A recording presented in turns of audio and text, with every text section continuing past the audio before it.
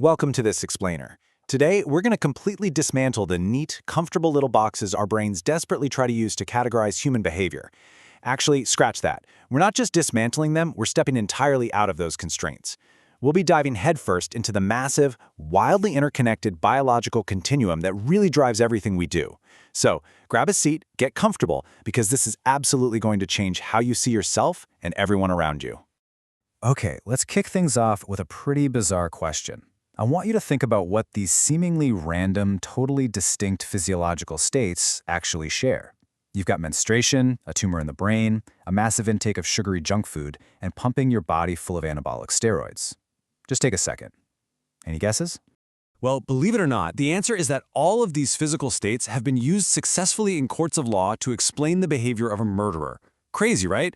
And these aren't just hypotheticals. From the infamous Twinkie defense in San Francisco, where junk food allegedly fueled these wild blood sugar fluctuations that led to a double assassination, to tumors in the brain's amygdala literally causing uncontrollable violence, these bodily states have successfully exonerated or reduced the sentences of killers. And honestly, this perfectly proves our underlying thesis today.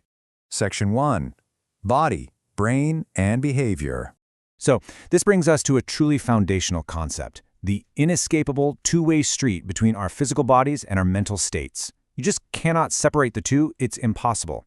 Things like the Twinkies or the steroids brilliantly illustrate how the stuff going on in your body dramatically influences your brain. They can literally alter your brain's capacity for restraint. But, it goes the other way too. Imagine you're lying in bed tonight fully relaxed. Now just think about the fact that your heart won't beat forever. Think about your breathing stopping, your toes getting cold. Just by thinking that thought, your heart will actually physically slow down. The thoughts in your head can single-handedly affect every single outpost in your entire body. Section 2. The problem with categories. Look, trying to understand human behavior is a huge, messy, deeply complicated process. And to cope with all that overwhelming complexity, we humans rely on a very specific, built-in cognitive trick. We think in categories. Categorical thinking is basically when we take a continuum and chop it up into labeled boundaries, just to make the information easier to store in our heads. Think about a rainbow. The visual spectrum is an infinite continuum of wavelengths. But we have these arbitrary rules in the English language that chop that continuum up and say, okay, right here, this is red, and right over here, this is orange. We do it because, well, it makes remembering facts a whole lot easier. Now let's look at how this exact cognitive habit can actually completely flaw our thinking. Look at this sequence. If you approach the world with a certain set of categories in your head, let's say mathematical logic, you'll be rocking your brain trying to find the algorithmic relationship between 4, 14, 23, and 34. And because you're stuck in that math category, you will be completely blind to any other logic. But if you're a New Yorker, you'd probably instantly recognize that the answer is 42nd. These are the local subway stops in Manhattan. It's a great little puzzle that perfectly proves how our pre-existing mental categories can completely blind us to the big picture. When you put a strict boundary on how you view information, you easily miss what's actually right in front of your face. So, thinking categorically leads to 3 major pitfalls. First, we underestimate how different things are when they share a category. Second, we overestimate differences when there's a boundary between them. And third, we just totally miss the big picture.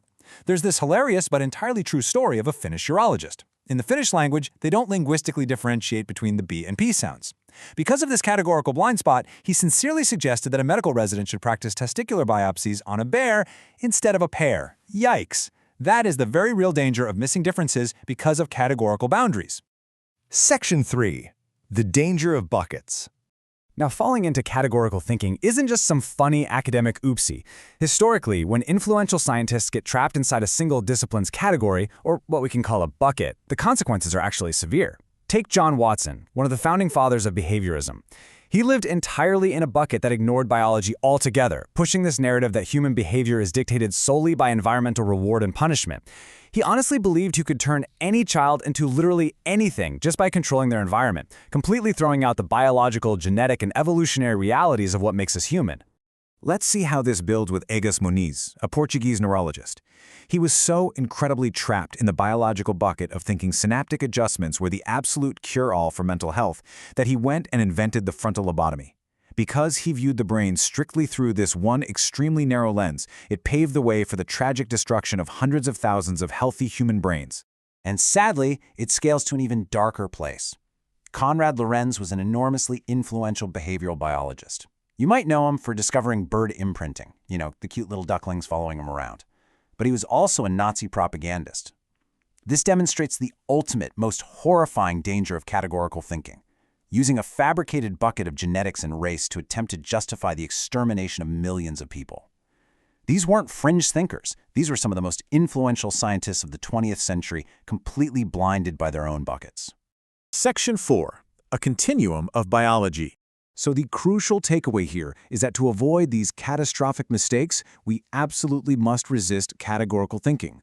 We can't look at human behavior through just a genetics bucket or just a sociology bucket. Narratively zooming backward, any human action is just a temporary platform on a massive, endless continuum. A behavior isn't just a brain firing a second ago. It's the result of those neurons firing, which were triggered by hormones that shifted hours beforehand, which were shaped by fetal development and genetics years prior, which were molded by millennia of evolutionary selective pressure. There are no buckets here, guys. They are all just different ways of expressing the exact same, completely intertwined biological continuum. Section 5. The 3 human challenges. As we use this continuum to analyze human behavior, especially the really messy, complicated stuff, we are going to face 3 distinct intellectual challenges. Step 1 requires us to check our egos at the door and admit that sometimes there's absolutely nothing fancy about us. Take the Wellesley effect. That's where college roommates naturally synchronize their menstrual cycles over the academic year. It turns out this is driven by the exact same olfactory pheromone biology that female hamsters use when you put them in a cage together. In this regard, we are literally just plain old, off-the-rack animals. Step 2 hits us with a pretty stark contrast. Sometimes we use basic, boring animal physiology in ways no other animal could even fathom. Picture a human chess grandmaster. They are sitting perfectly still, just thinking. Yet they can maintain a marathon runner's blood pressure for 6 straight hours. They are burning thousands of calories with thought alone. They are using the exact same extreme stress physiology as a wildly violent male baboon fighting for its life on the savannah, but we're triggering it entirely with our imagination. And finally, step 3, we have entirely novel domains of human behavior that have absolutely zero precedent in the natural world. Imagine a human couple coming home, having dinner, talking, having non-reproductive sex, and then talking about it afterward for 30 days in a row. I mean, a hippo would be utterly repulsed by that. Our unique sexual habits, our capacity for complex language, our abstract belief systems, these are domains where we are entirely out there on our own. And this, right here, is exactly why all of this matters. We are all acting as behavioral biologists every single day of our lives. When you sit on a jury judging a violent crime, when you vote on social funding for depression or addiction, or even when you just try to understand a loved one's mental health crisis, you are evaluating human biology. So my hope is that this explainer has equipped you to finally step outside those dangerous little buckets, resist the easy categories, and really see the true, chaotic, and beautiful continuum of human action. The real question is, what will you do with this new lens? Keep questioning, keep learning, and I'll catch you in the next explainer.